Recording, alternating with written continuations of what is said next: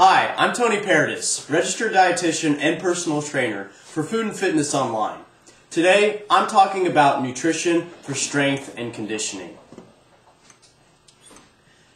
This presentation is specifically for the athletes training with Ryan Akers of Elite Strength and Conditioning. Ryan also trains me, so I'm going to give you guys some really good insight on the nutrition and how to fuel up properly for strength and conditioning. If you have any questions about the material in this video, please check out my website, foodandfitnessonline.com. Today, I'm talking about the basics of nutrition for strength and conditioning, nutrient balance, nutrient timing, and electrolytes.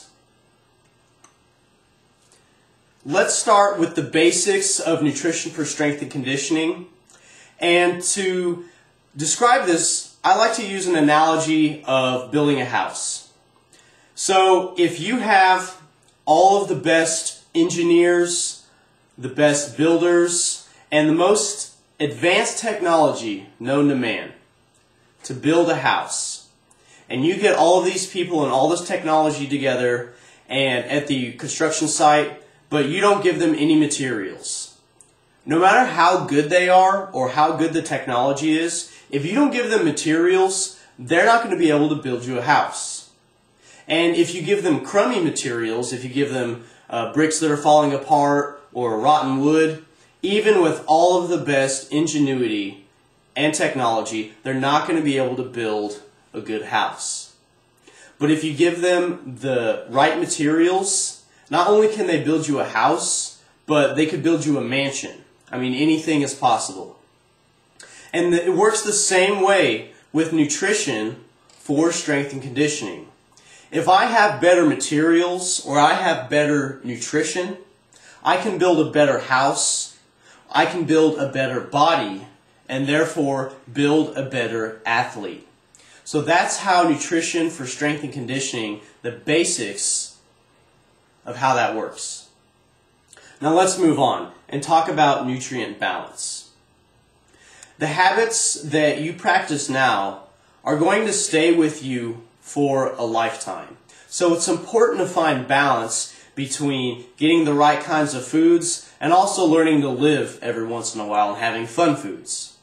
Let's start off with two concepts: macronutrients and micronutrients. Macronutrients are the nutrients that give you energy or calories. These are broken up into proteins, carbohydrates, and fats.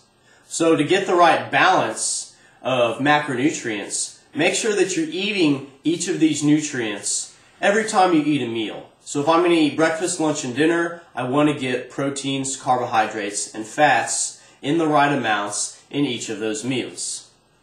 Now we also talked about micronutrients. And micronutrients are nutrients that don't give you energy, don't give you calories, but they're still very important. These are like your vitamins and your minerals. And to get the right amount of micronutrients, I have two strategies. First is strive for 5. So every day you want to get 5 servings of fruits and vegetables mixed up anyway. So this can be 5 fruits, 5 vegetables, or a mixture of the two.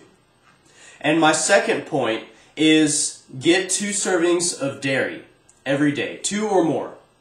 If you have the most athletic and muscular body, but you have brittle bones, you're not going to be a good athlete. And dairy is a great source of calcium and vitamin D for building strong bones. Also with balance, you want to follow the 80-20 rule. And the 80-20 rule is a guideline for 80%. You want to choose nutrient-dense foods. These are going to be your fruits, your vegetables, your whole grains, all the things that we think that are really healthy. And 20% of the time, you're going to eat foods just because they're your favorite foods. So this can be your ice cream, it can be fast food, it can be anything that you want it to be. So this way we find balance. A majority of the time, 80% of the time, you want to choose nutrient-dense foods, and 20% of the time, you just want to choose your favorite things to eat. Also, why is nutrient timing important? Well, because it helps you focus on school and sports. So before a workout, you want to have some sort of snack. You want to have some sort of energy, fuel for your workout. And the size of your snack really depends on how soon you're about to work out. So if you're about to work out in 30 minutes or an hour, you probably want a small snack. If your workout is going to be in a couple of hours and you won't have another chance to eat, then go ahead and eat a full meal or a really big snack. During your workout, depending on how long it is, you can have water or Gatorade. And the rule of thumb is that a workout 60 minutes or less, go ahead and just drink water. If your workout lasts longer than 60 minutes, it's okay to use Gatorade. And finally, snack after your workout too, because we want to start the recovery process. Exercise has broken down your muscle, and so we need nutrition to build it back up. And how big of a snack should you have, or should you even have a snack after your workout, really depends on how soon your next meal is going to be. So if I just got done working out and I'm going to go straight home and eat dinner, then I don't need a snack.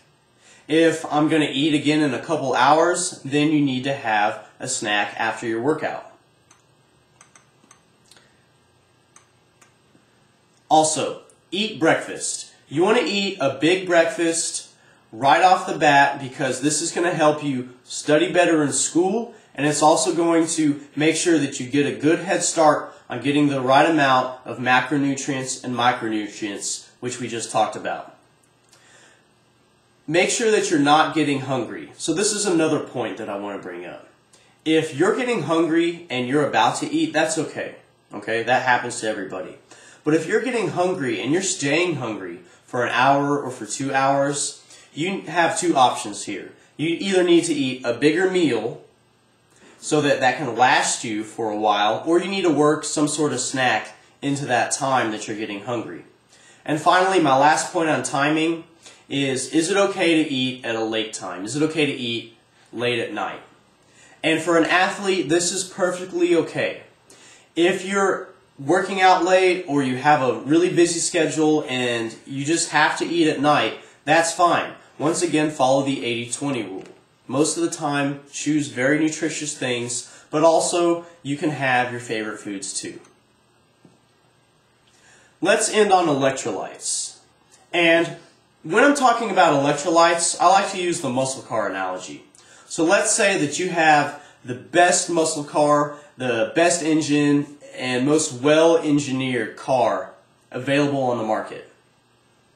But the battery is dead. So you could have the biggest engine, you could have a tank full of gas, but your car won't start if you don't have that ignition, if you don't have the battery working.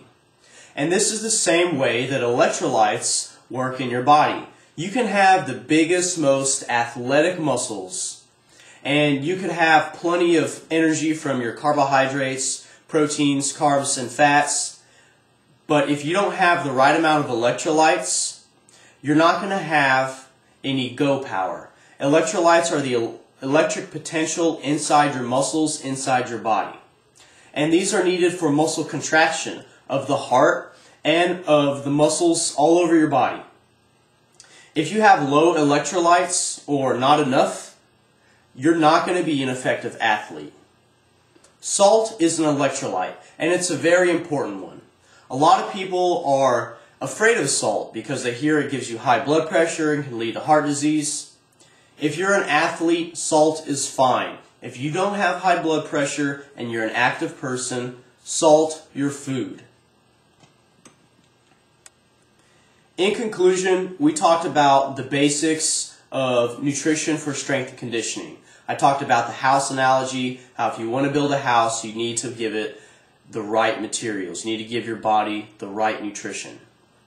I talked about balance, the 80-20 rule, how it's important to eat nutritious foods, but you can also balance that out and eat foods that you enjoy, your fun foods.